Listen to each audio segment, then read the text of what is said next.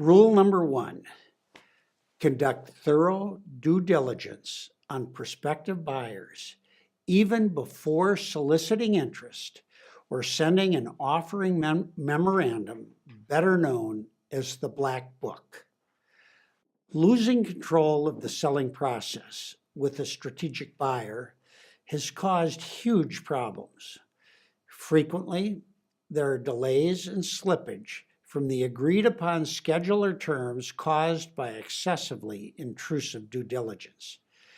This is followed by aggressive negotiation for price reductions, reserves, based on the findings of highly trained young Harvard Business School MBAs charged with examining and doing due diligence on the company.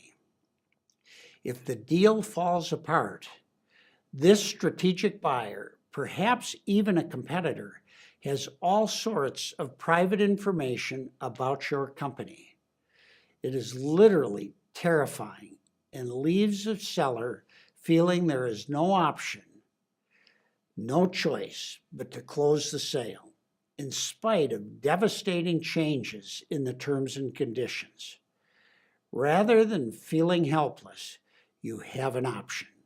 Rule number 2, have a backup plan, an alternative acquirer, just in case there are owner's demands, excessive stalling, or changes in terms and conditions imposed by a buyer in the 11th hour. A good alternative could include selling to management and employees in partnership with a private equity firm. You need to be able to balance the power of the buyer and walk away from their deal, if necessary, without being hurt. I had such a backup plan when I was selling my company, and it changed everything. I did not reveal my alternative until the buyer had completely disregarded our agreed upon schedule for closing. It was then that I informed our investment banker of my alternative plan, making it clear that the banker would not be penalized in terms of their fee. When the buyer realized they were not the only game in town, the stalling was over. I realized that stalling was a tactic to weaken my position, heighten my anxiety, and have time to hopefully find an issue in due diligence on which they could negotiate a price reduction. In addition to demanding holdbacks and reserves, when they became aware of our alternative option, they got busy and quickly closed with no changes from the terms and conditions contained in their original letter of intent. Buyers are typically very experienced and skilled in making acquisitions, and they follow a disciplined process. To level the playing field, you need a talented and experienced team following a disciplined process as well. Fortunately, I learned these requirements before I sold our company. Rule number 3, create the strongest, most talented, experienced selling team you can possibly assemble. It should include your chief financial officer and another senior operating executive from your company. The lawyers and accountants should have extensive mergers and acquisitions experience and expertise, and the investment banker you select should have the respect of buyers and sellers alike in your industry. Your goal is to have a better, more qualified team than the buyer has. Rule number 4, specifically tailor and adjust your company story to demonstrate the best fit with each individual potential acquirer. Every prospective buyer will view your company differently, and you want to capture as much value as you can in the selling price. Effective positioning will make a huge difference. All buyers will particularly look for ways they can reduce costs once they acquire your company. If you examine each prospective buyer to determine specifically what efficiencies they can achieve, and include that information in your story, you'll be able to get the benefit of a higher purchase price. Rule number 5, investment bankers must be managed. Approve any and all contacts before they are made. It is extremely important to understand the changing role of your investment banker. When you sign your initial engagement agreement, it's clear that he or she is on your team. As time passes, however, you will learn that your investment banker might not be serving your best interests. As negotiations progress, he or she will appear to be favoring the buyer.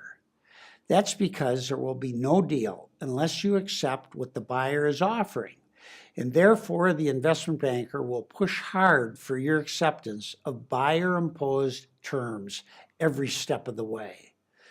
When you accept the final renegotiated offer from the buyer, the investment banker's work is over.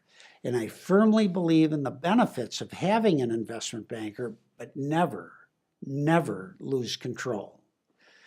Rule number 6, establish the criteria for selecting the buyer that best meets your objectives.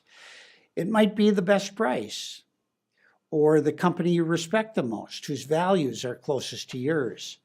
Thoroughly and carefully vet all prospective buyers before providing them with any information about your company.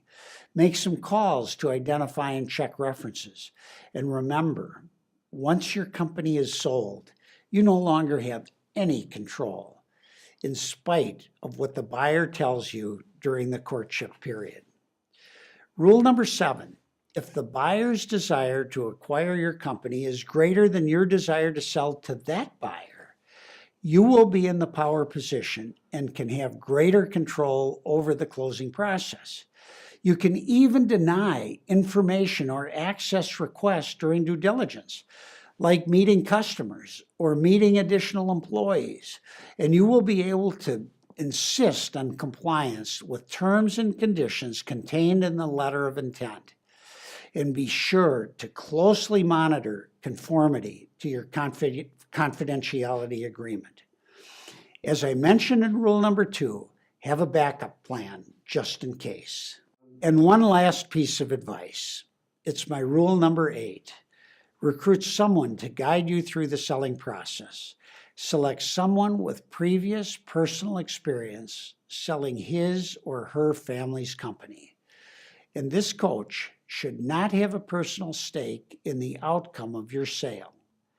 He or she should be an addition to the members of your selling team and should be positioned as a sounding board or guide who is available to give you objective, unbiased answers to the many questions you are bound to have. In closing, this is likely to be the biggest transaction your family will ever go through. So a laser-focused commitment to perfecting the art of selling your business will serve your family well. Thank you very much. Adios.